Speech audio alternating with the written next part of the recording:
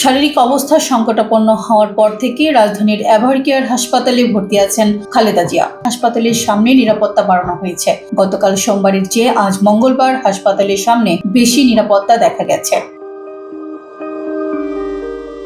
এই হাসপাতালে 10 দিন ধরে চিকিৎসাধীন সাবেক প্রধানমন্ত্রী ও বিএনপির চেয়ারপারসন খালেদা জিয়া। তাকে এক নজর দেখতে আজও দেশের বিভিন্ন প্রান্ত থেকে বিএনপি ও এর অঙ্গ সংগঠনের নেতাকর্মীরা হাসপাতালের সামনে ভিড় করেছেন। সকাল 9টার দিকে বেশ কিছু নেতাকর্মী হাসপাতালের সামনে জড়ো হয়েছেন। সময় যত করাচ্ছিল, নেতাকর্মীদের ভিড় তত বাড়ছিল। হাসপাতালের সামনের সড়কে ব্যারিকেড দিয়ে যাতায়াত নিয়ন্ত্রণ করা হচ্ছে। ঘটনাস্থলে পুলিশ ও র্যাবের বেশ কিছু সদস্যকে দায়িত্ব পালন করতে দেখা যায়। গতকাল পর্যন্ত হাসপাতালের সামনে ব্যারিকেড ছিল না।